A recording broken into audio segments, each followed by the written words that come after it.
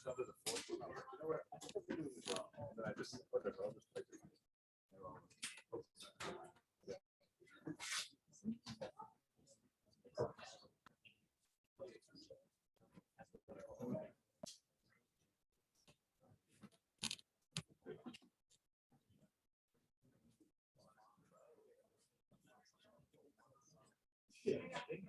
think so, you know, there was like more questions, like 3 choices. I think that's it was like one of the other ones. Yeah, I don't know. I didn't take it as the time. I think the first time for like 4 weeks. I did. Like, I was thinking about that. I thought it was halfway.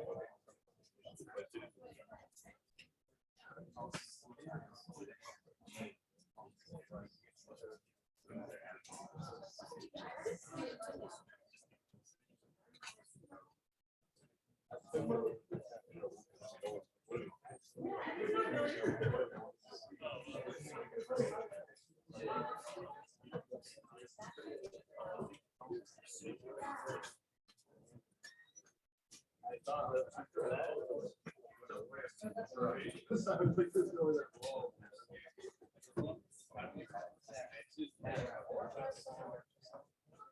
That is weird.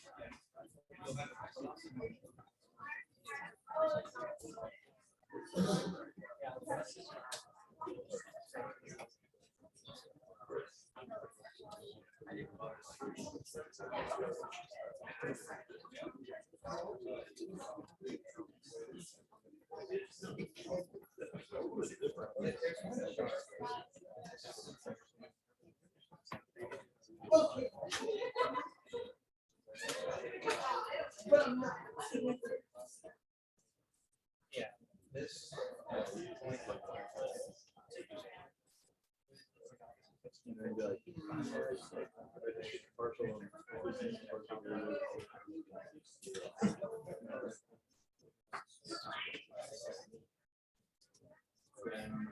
This one I would just look right out like that. Yeah, so this one I just started in wood. Yeah, this one I just I didn't know what they were trying to do.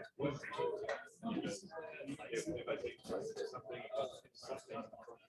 why I expected in terms of X, why would be left. The same for why, but I started wood and just I didn't know what that was.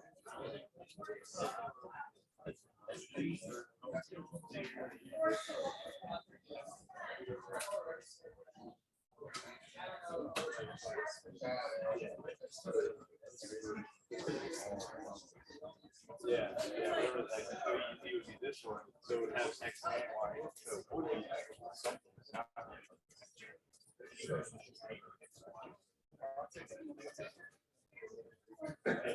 It's kind of weird. I just don't know if it's a 0 or not.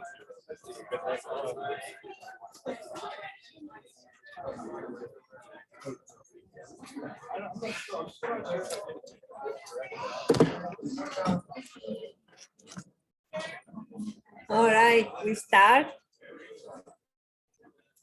Ready to start?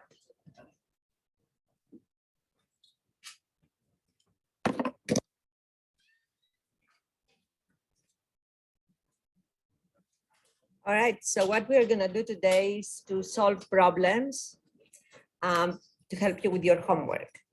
But in addition to that, I tried to make the homework a little simpler because I thought there was no need to be, I mean, usually I tend to make homework very difficult sometimes. I always revisit it. So I changed not really very much other than some of the coordinates, and I will show you what I mean.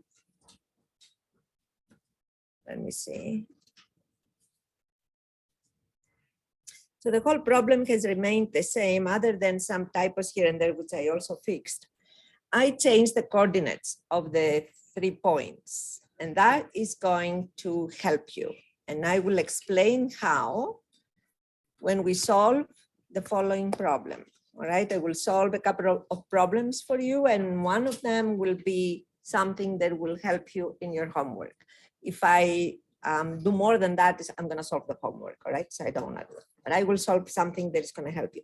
So these are the 3 coordinates that I've changed to make it simpler. As I'm solving the problem, see if you have any specific questions as you think of your homework, all right? So we can discuss those or come to the office hours. But I think that that change may already help you in the solutions we're gonna have, all right? So go and check, for those of you who have downloaded the homework before today, before now, please go and download this one. It has a new set of coordinates, all right? So that is gonna help. I will send also an email later today for those who are not here. But again, I'm repeating for those who did not hear me the first time, download this homework. And in fact, also in the homework and the title, I put that as a note to download the new version of the homework. Okay.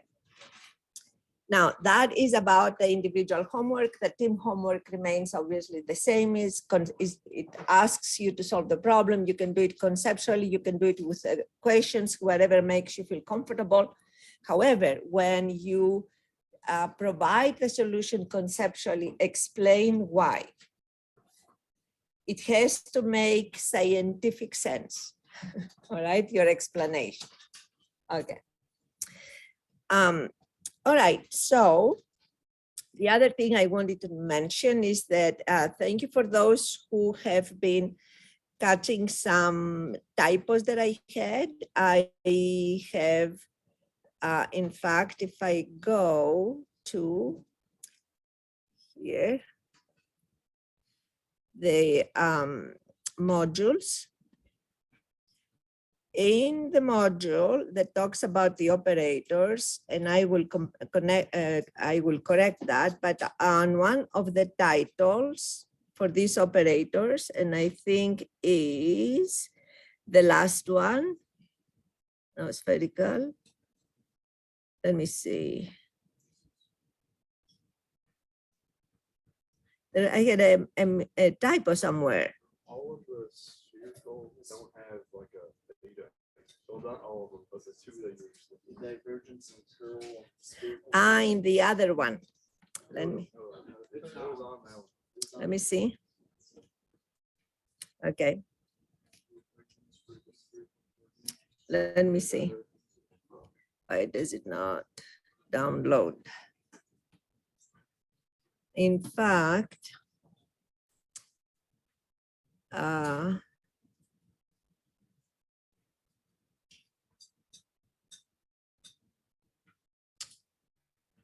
right, so I will get it from the source here, my files. Let me see where my files are. Files. Okay.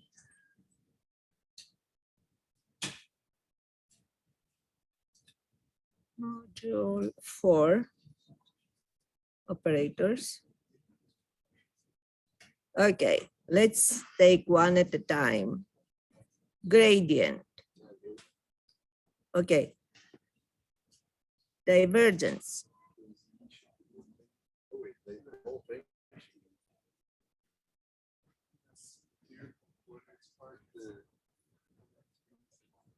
What left-hand side? Ah, the left-hand side. Okay, it should be r, theta, and phi. Okay, yes, I will correct that. I apologize. It was yes, I copied one template after the other. But and it is a typo, but it's not a mistake, all right? I mean, it is a mistake, but not really in the formula. That's what I was looking at. So I will correct that. Thank you. Yes. All right. And then for those, as I said, for those who send me meaningful corrections, I make a note. All right. And I will give you some extra points. I don't know how many extra points I'll give, but I'll give extra points. I'll keep that in mind until we go to the end when you need them.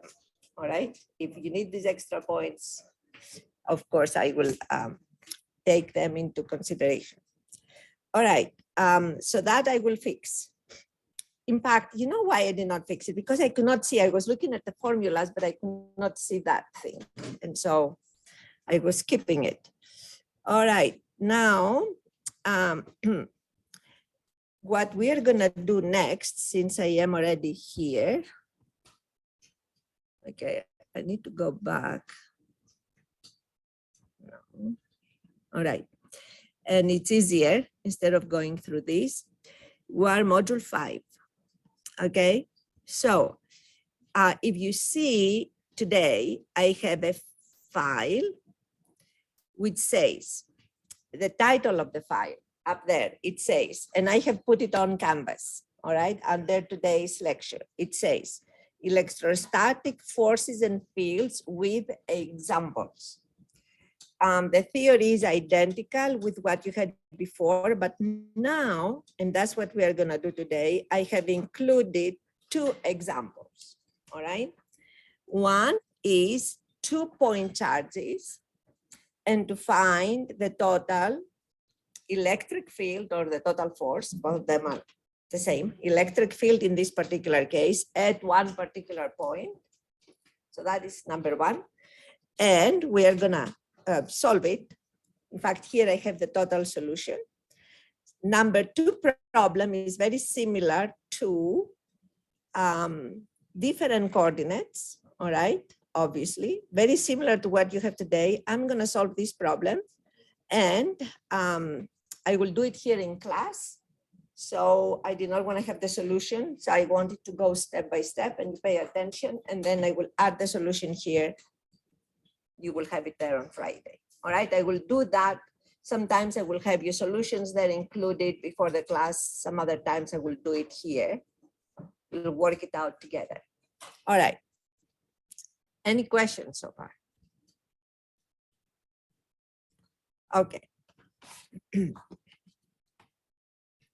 So now we are going to go to that. And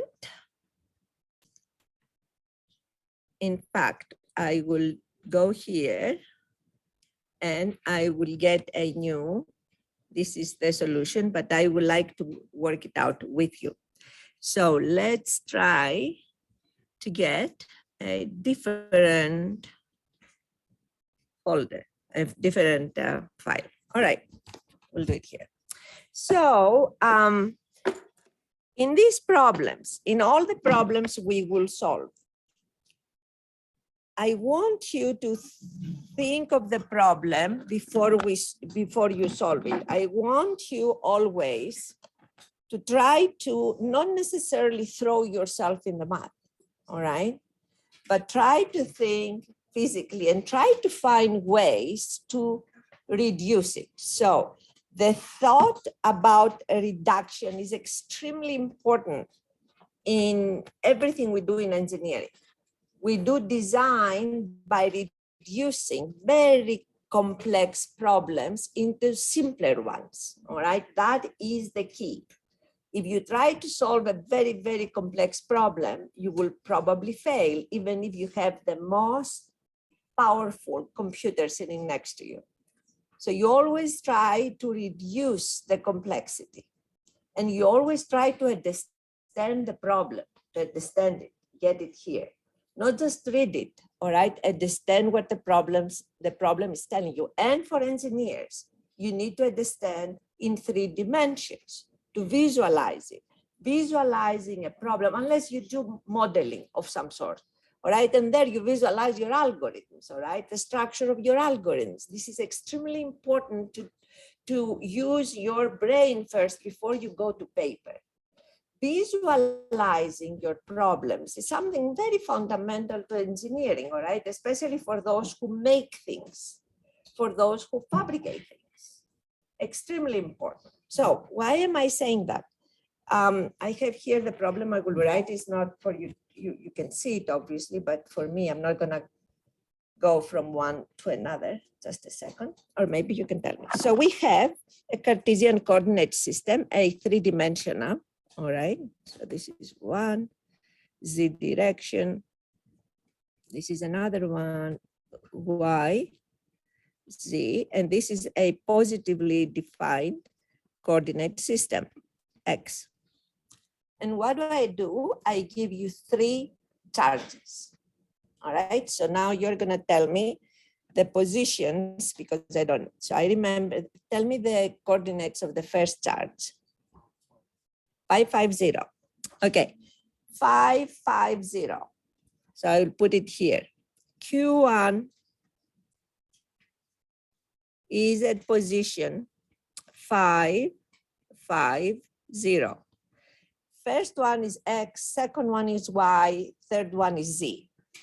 So it's gonna be sitting at the corner of one square. Of course, it does not, I mean, we see it here in some way. So it's gonna be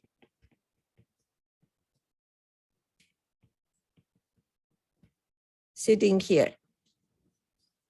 And that's Q1. And that is 550. Okay, Q2. Okay, -5, -50. So it's gonna be, and here, as these are the extensions of the two coordinate systems. So in fact, I don't wanna, let's consider the extensions of the two coordinate systems, of the two coordinate axes.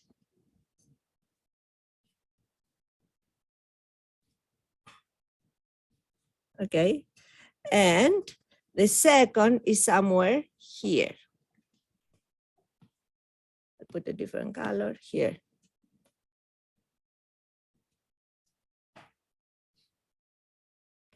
That's -5 here, so it's another square is sitting at the end of that square on the other side.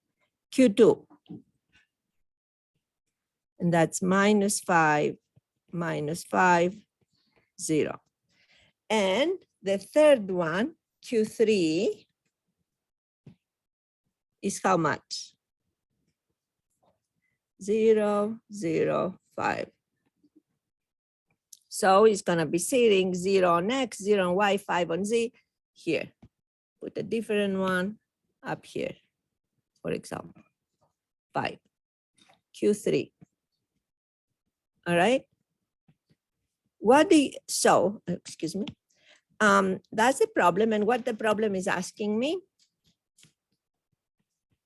is asking us to find a place where if I, these are stationary charges, all right, that we are fixing them. They don't move, nothing moves. But then we bring another charge, which is negative, -Q, and we wanna place this at one point in space where this charge is gonna remain stationary too. I don't say that, I said it a little more simple, but if I were to say that and say, you know, you have these three charges, and in fact here, the charges that I have been given, I believe is 5 what? Nanocoulombs, all right? Is it micro or nano in this one? What have I given? I only memorized the coordinates before you took it away. Okay, nanocoulombs. Another 5 And I believe this one was 2. All right, something like that. Doesn't matter, they're both, all of them, I could change those values, but the thinking has to be the same. So they are all of this, and now I want to bring a -1 minus 1, nanocoulomb, 1 minus 1. I want to bring it here in a position that is not going to move. So, so let's think about that. What does that mean? That means that I need to find a position where the force on any charge from these 3 charges will be 0. These are 3 positive charges. I bring a negative charge. I want to find then a position, all right, where the forces, the attractive forces of these 3 positive charges, from each one of them on the negative charge, the sum of these 3 attractive forces cancel out, which means that the negative charge is going to remain then without moving. Okay, all right, I've got that.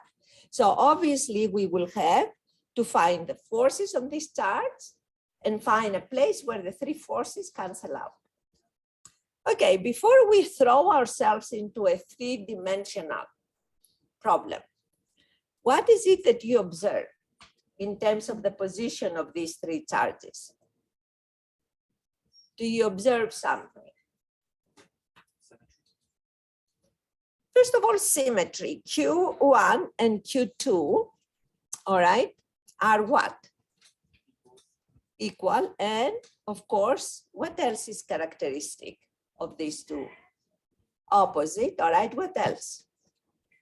If I draw a line in between them, what happens? It goes through the origin, okay? Important. Second, how about point Q3? Now we have a line here that goes through the origin, and this is the line that connects the 2 charges, all right? Goes through the origin, put one here and one there, close enough. All right, and then I have the 3rd charge where on the z-axis. Now, is it strange that 3 charges are on one plane? Is that a strange thing? No. Why? Because one plane is defined by 3 points, which are not overlapping. 3 distinct points define a plane, or one line and one point outside of the line defines a plane. So here, for example, we knew from the beginning, you know from the beginning, that no matter what I give you in terms of Q1, Q2, and Q3, they will be on one plane. The question is how this plane is oriented in the X, Y, and Z system. All right, so the simpler, that's the kinds of thoughts you're gonna have before you start writing things down, all right? So in this particular problem, and the one change that I've made, I made it so what? So the plane of the 3 charges go through the Z coordinate system, because the Z axis is on this plane, all right? So if I were to describe this plane, that's gonna help you, and I will tell you at what point it's going to help you. But this is another realization that all of these the 3 charges, if I connect them here, one, that plane on where you have this triangle, all right, has the Z-axis on it. Okay. This is important. So then what do you do next? So then I'm thinking, all right, I don't want to solve a problem immediately in the 3 dimensions. So I'm going to go on the plane of the 3 charges, and I'm going to solve the problem in 2D. All right, first. And why do I do that? Why do I want to go to a 2D problem? Here is the following. So I want to ask myself, All right. If I have a point, I can find a point, visualize now. I can find a point on this plane where, say, for example, I will, let's assume now hypothetically that I find a point here on this plane. And then we'll go and refine it. Let's assume that I find a point on this plane. And it's not necessarily the correct point, but I want to see whether my solution is on that plane or somewhere else. And let's think about that, because you can find it out without writing things. When you write things, you lose it, all right? You have to. So if I have a point here, this force is going to go like that. So it's going to always try to bring it there. This force is going to always try to bring it there. This force is going to always try to bring it there. All right, so it is possible if all of these three forces are on one plane to try to cancel each other, because at least one of them is totally different in direction from the others, all right? However, if I bring a point, this point, out of this plane, so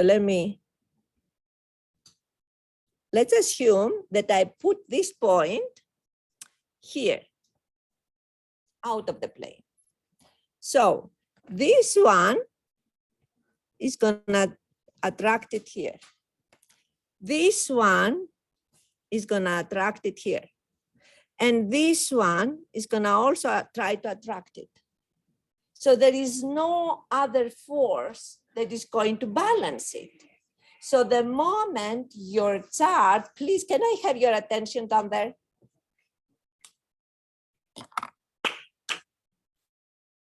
Please pay attention, because I want you to be able to solve your homework. Okay. If I put the point there, then all of the forces will try to bring it towards the plane. All right, you will have three attracted forces that go into the same direction. If you try to put the point on the other side of the plane, all right, here, you're gonna also have three attractive forces that they will eventually force it to collapse on the plane. So just by visualizing how the forces will apply, you can quickly say the only plane on which this point can be is the plane of the three charges. And that is going to help you take the solution to 2D. This has nothing to do with the coordinate systems. It has nothing to do with how they the values of the three charges are. What it has to do is that the three charges are positive, all right?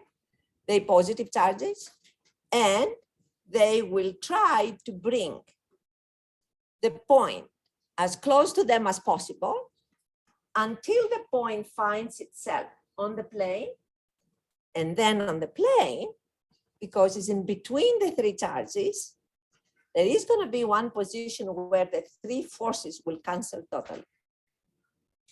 That's how you think about this problem, all right? If you try to solve it in 3D, you're not going to go very far. I'm just telling you. So having made that, then now I can go and say, okay, now I'm going to solve my problem in 2D. So I'm going to redraw it, okay? How am I going to redraw it? I will redraw the blue triangle. So any questions before I proceed? Okay. So now I have point Q1, Q2 here. I have point Q1 here. And then, so each one of them is about 5. And then the other was 2. So I will, it does not matter. I will put it here for now. All right, so the other point is in the middle somewhere. Does not matter now for the solution, but do it correctly when you put the, all right, the distances. Now for my case, the distances are not necessarily correct. Now, in fact, it's 5 everywhere. So yeah, I'm correct. All right, sorry. I am okay. So this.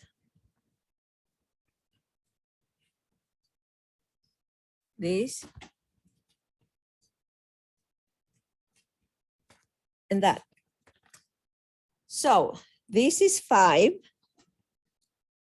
centimeters. This is 5, excuse me, not this one, sorry.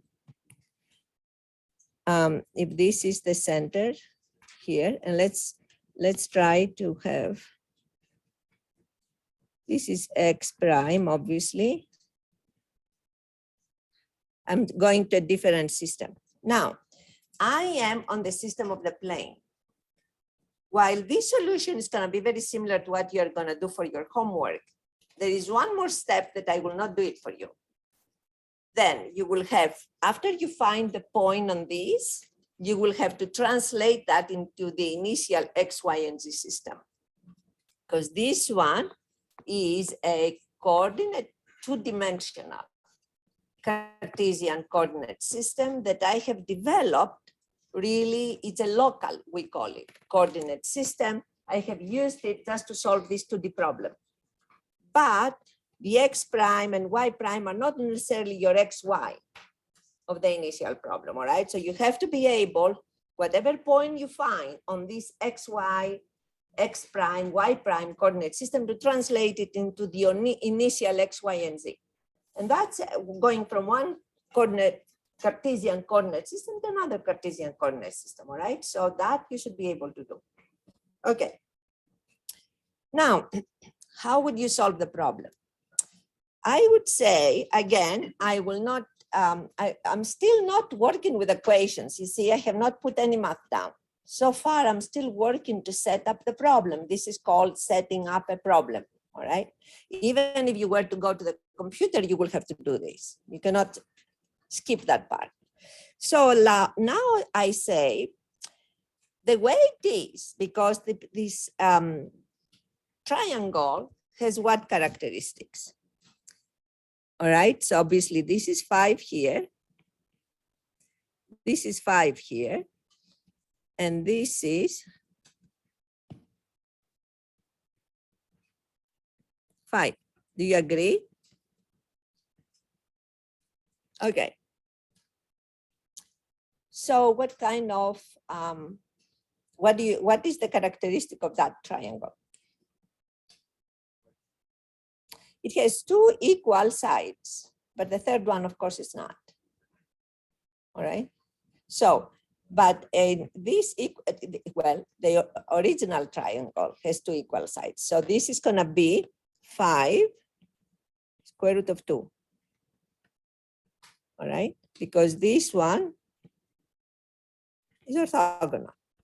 So practically, because of this geometry, this is split into 2 orthogonal triangles, and therefore this one is going to be 5 to square root of 2, and the total down here is going to be 10, obviously, from one charge to another. The distance between the 2 charges will be 10.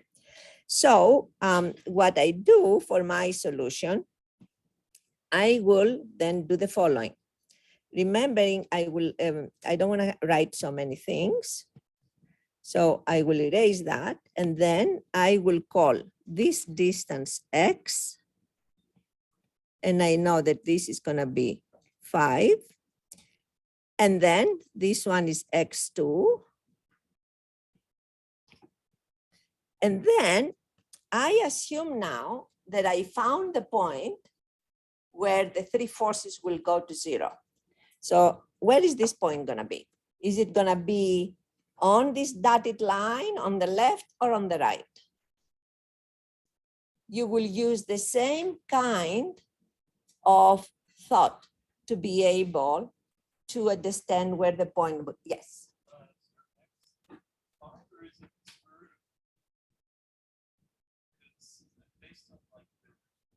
No, I'm not in the original yet. I'm not at all. I said I have an X prime, Y prime. Let me then call this.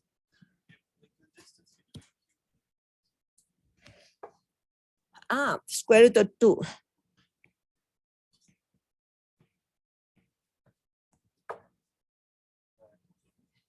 Yeah, it's because of here. This is square root of 5 square root of 2, 5 square root of 2. And this is 5 vertical here. So in fact, the other one is going to be, thank you, 25 plus 2 times 25. All right, which is going to be 5 square root of 3. Okay, 5 square root of 3. Even if I'm not gonna use that. 5 square root of 3. Okay, thank you. So if I were, this is a symmetric problem. Where do you expect your point to be?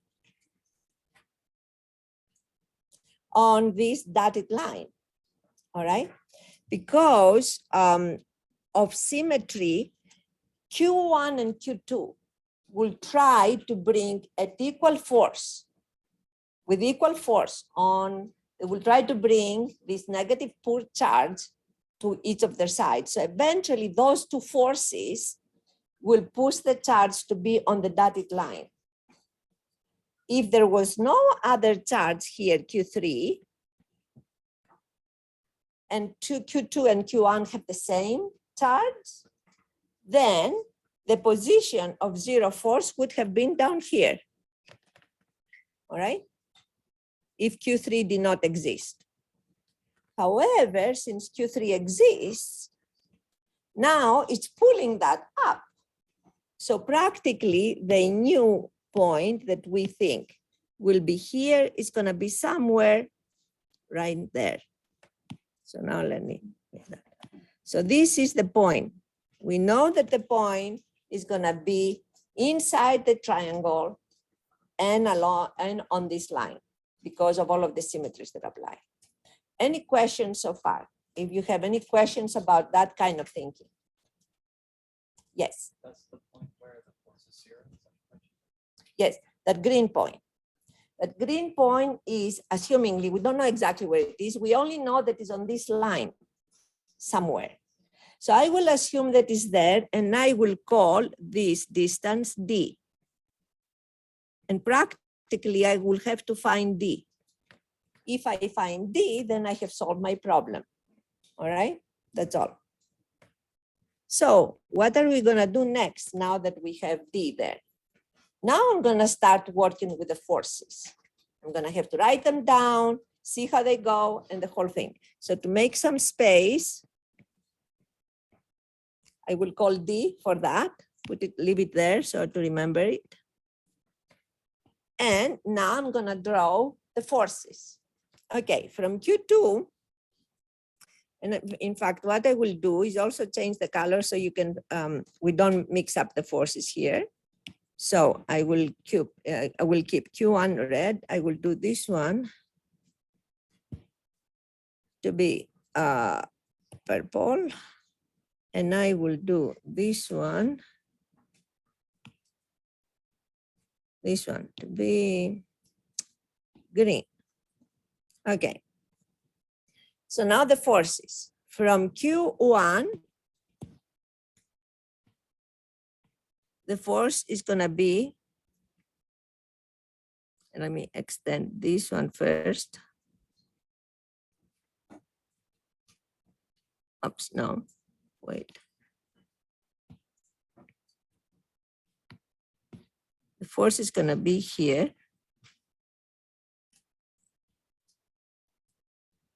And that's force F1. All right, from Q2,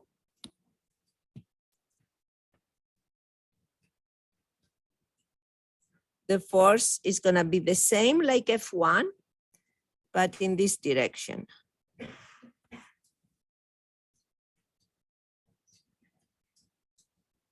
Okay, and from Q3, the force is going to be like this. And if these three forces are to cancel out,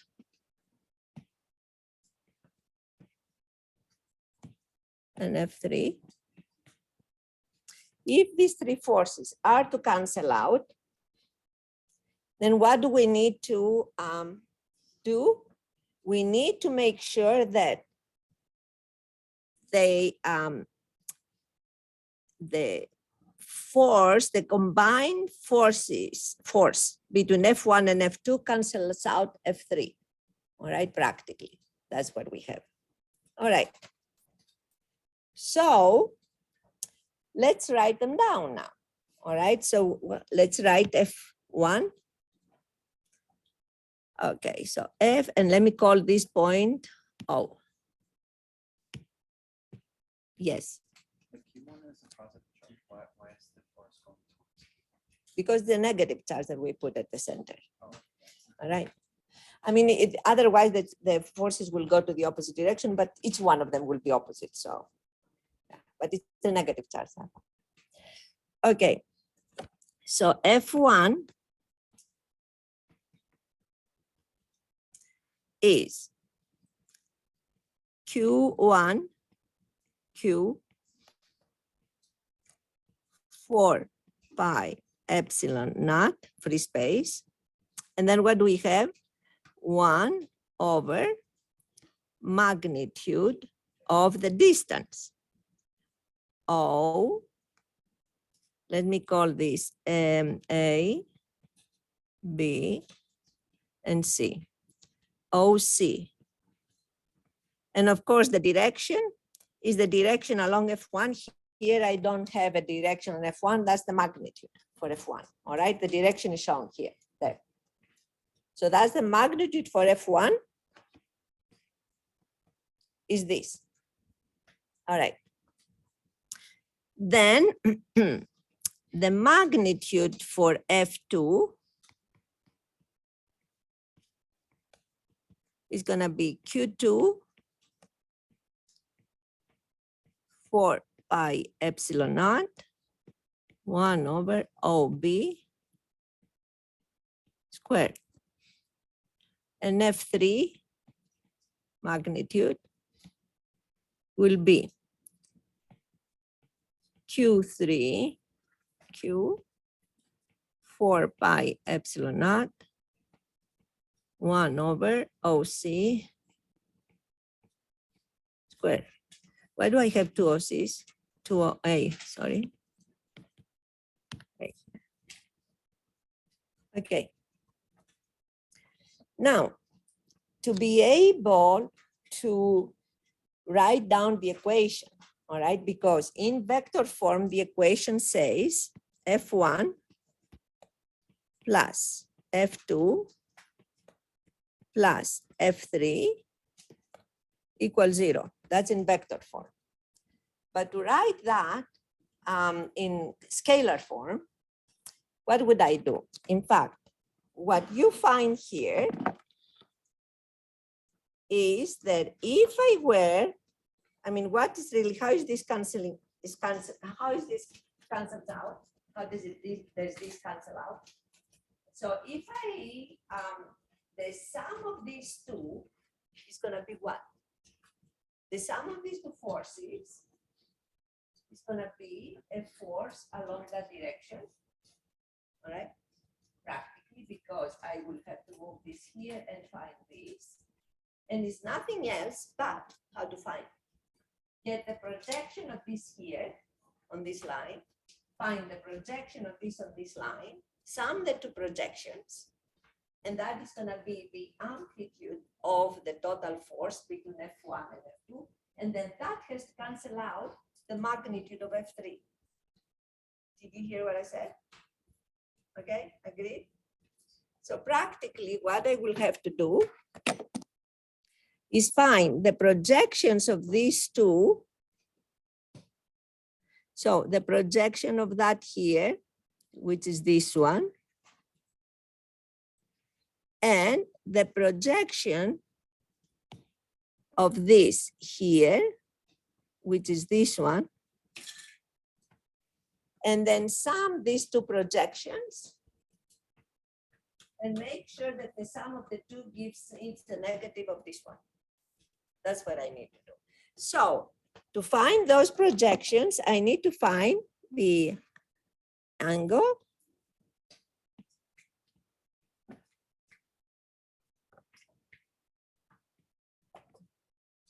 Okay, so, and it's gonna be the same on both sides. So I'm calling this one as phi. I don't know how much it is. Because of course, to be able to find this, and that's it, it has nothing to do with the coordinate system, right? We have not too many symbols, but this is phi here. We don't know phi, we will only find this as soon as we find D. All right, so for now it's an unknown, but it's related to D. So let's try to write phi. How much is the projection of F1 on this axis? So who is going to tell me? The projection of F1. So I'll write it down here. F1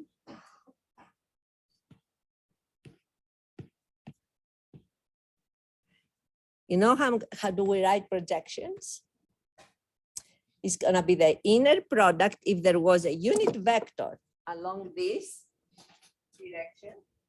In vector form, a projection of a vector along any direction is the inner product of this vector with a unit vector along that direction. All right, so if there was to be a unit vector, it will be the inner product between this and that. But now forget about this inner product and look at triangles. And let's see. Find the projection here. This is a small rectangular, all right, triangle. Angle phi, how much is this compared in terms of F1?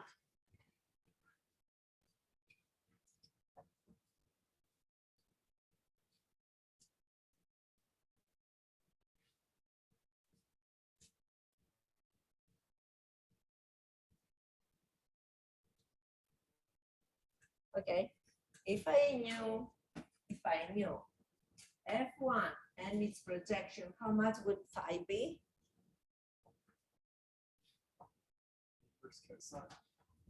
Yes, cosine phi, in other words, inverse cosine. Cosine phi is this little projection over F1, the magnitude, obviously, all right? So what I'm writing here is F1 and that P, F1P means the projection on this, all right, is equal to magnitude of F1 cosine phi. Do you agree? Okay. So then same way I can find that the magnitude of F2, the projection of F2 on the same axis where the point is F2, which is equal to F1 anyways because of symmetry, cosine phi. All right. And then F3 is exactly on the same axis. So the projection of F3 is the F3 itself. So F3P is the magnitude of F3. Okay. Now, let us write at this point Coulomb's law. That's where we are. All right. So we have, from here, we wrote it already. Let's use it.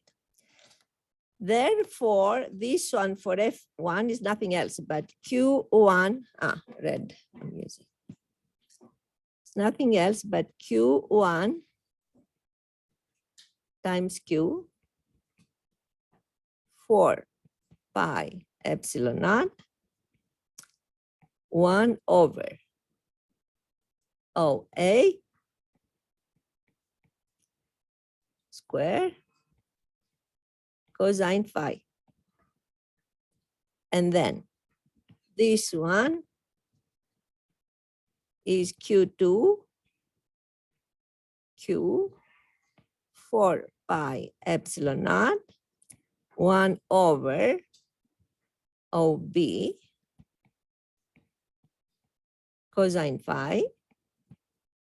And the last one is just the magnification, Q3 Q 4 pi epsilon naught 1 over OC magnitude.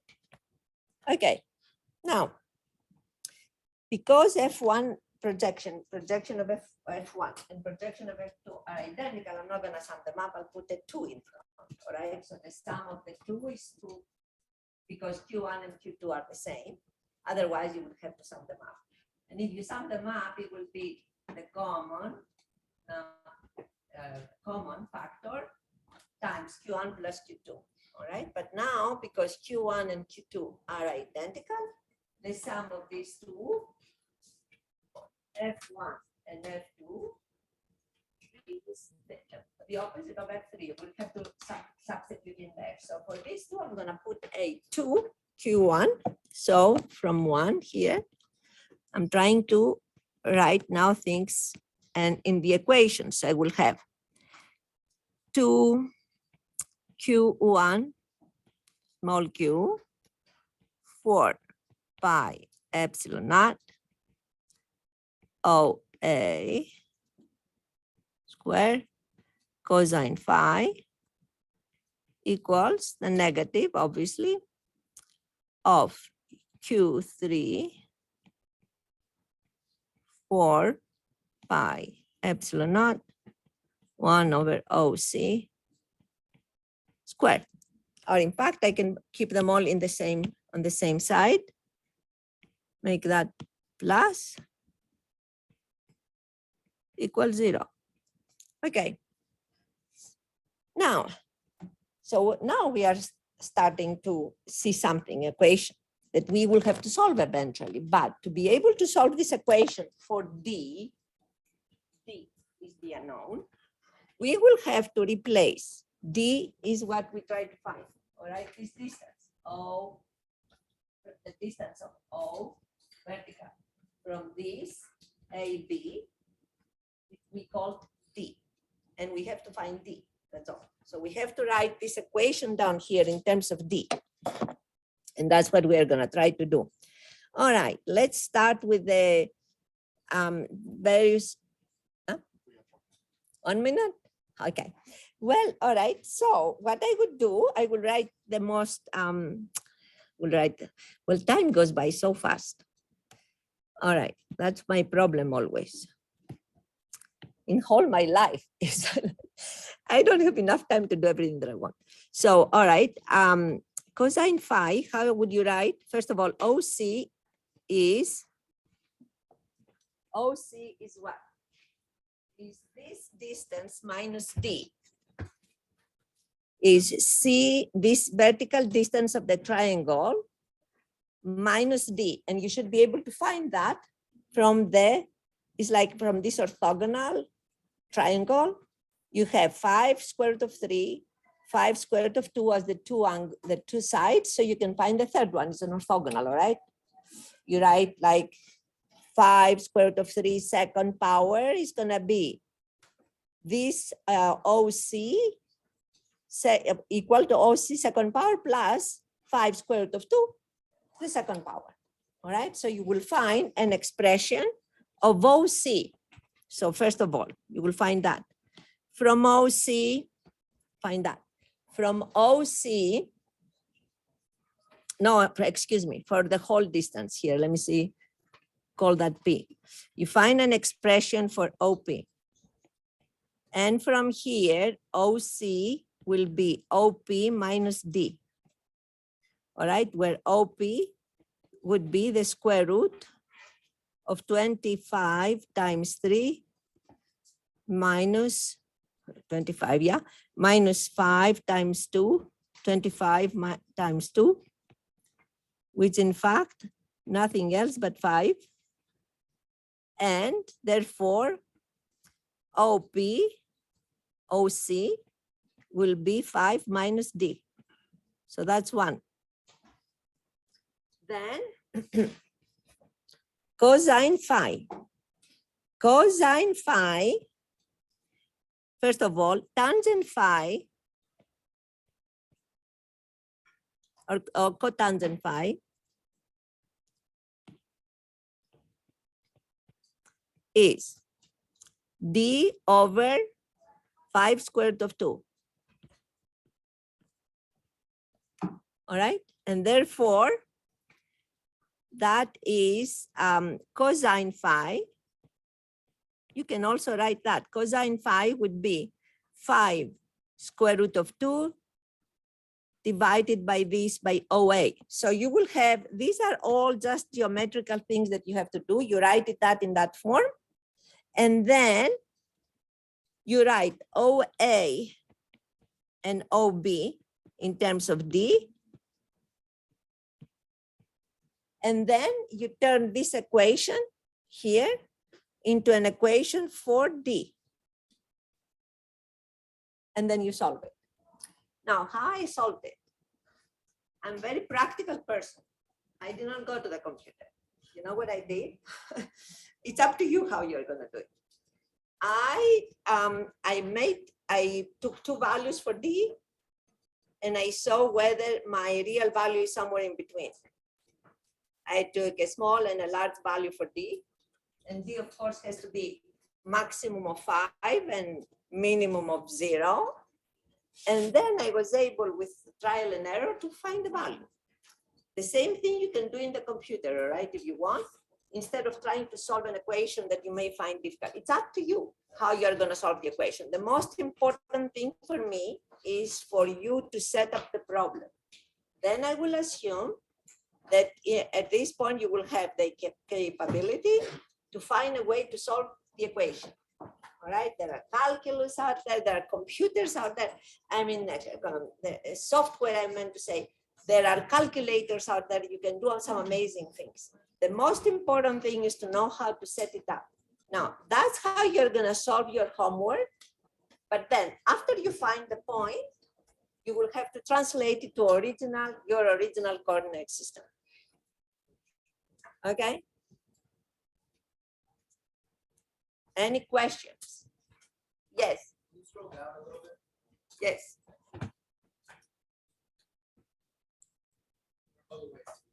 I will put that on the web the other way. Here. Are you going to put the recording on cameras? Yeah. Yeah, the recording and that. All right. Thank you.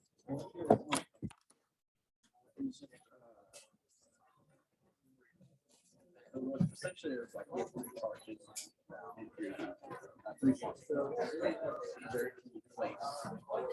I think the assumption is those are and then where it takes place.